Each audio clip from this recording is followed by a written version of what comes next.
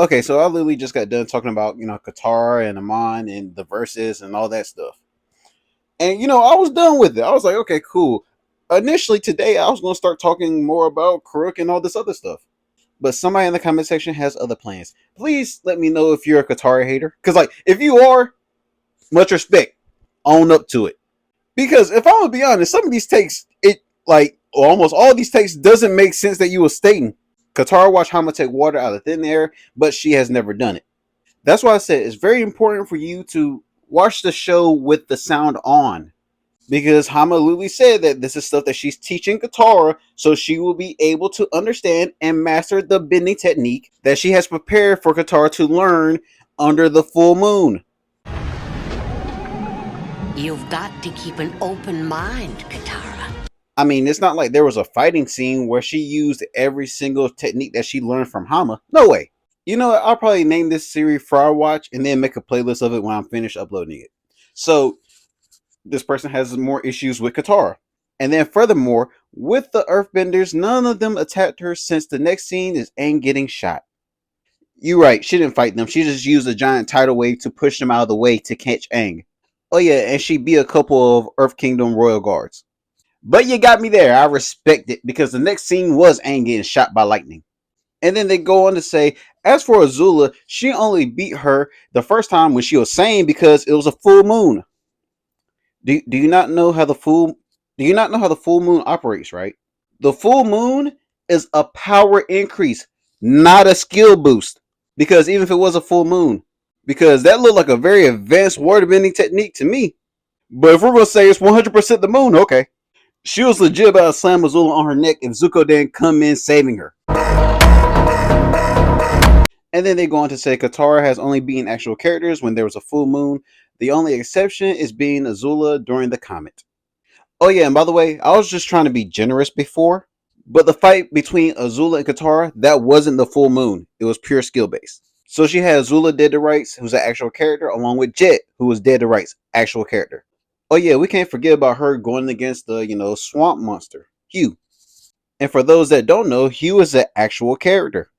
Oh yeah, and we cannot forget when she stopped the rain, because that was during the day. Yes, in case people didn't know, this was during the day, not full moon powered. The whole Southern Raiders event, that took 2 days. Because if you remember, the night before, she bloodbend during the full moon, and then afterwards went against him, and then they came back to the gang at around sunset. Oh yeah, by the way, Yan Ra, who is an actual character. And I haven't even touched comic book Katara yet, so there we go.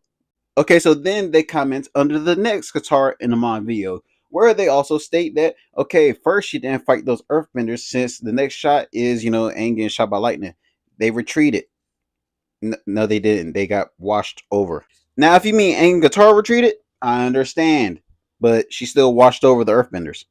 But I already gave you that dub for saying that the next scene was Aang getting shot by lightning.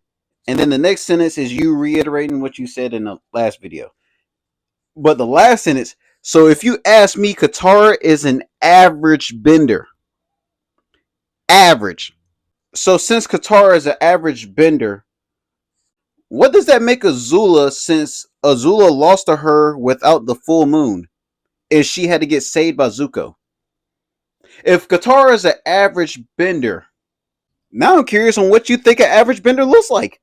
I don't even know if this Cora Glaze anymore if you're calling Katara an average bender.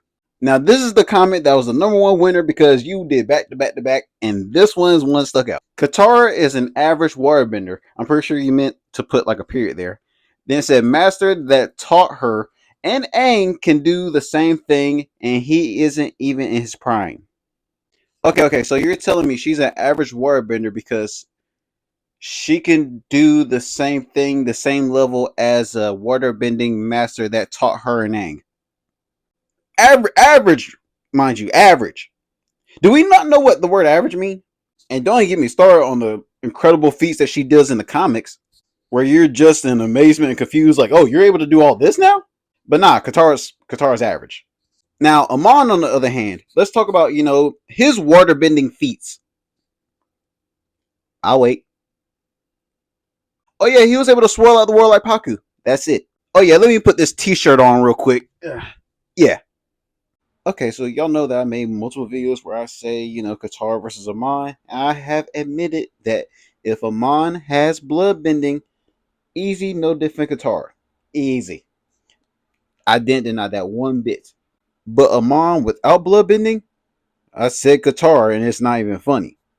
But for some reason, I did, multiple parts where I explained one person's side and another person's side. But for some reason, people go to part 5 or 6 just to say, well, Amon, he would easily no diff Katara simply because of bloodbending. Like I didn't say that already in part 1, 2, and 3, which you clearly didn't watch. You just wanted to crash out on part 6, where it's clearly numbered. But I want to know how some of y'all viewers feel whenever y'all see that and y'all watch each short at a time and you see somebody comment that in the comment section. Do y'all feel like, Hey pal, you just blowing from Stupid Town? Hello, Zuko here. And if you like that video, make sure you like, comment, and subscribe. And also let me know what you think the next video should be based off of. Because like I say at the end of all my videos, I read every comment and I make sure that y'all are heard. Because I'm trying to get to 50K by the end of the year, I would love to have your support and hear more about your ideas. I hope you're able to apply these words in your everyday life. And Lily, thanks for watching. Oh, and a reminder, drink water. Perfection and power are overrated. I think you are very wise to choose happiness and love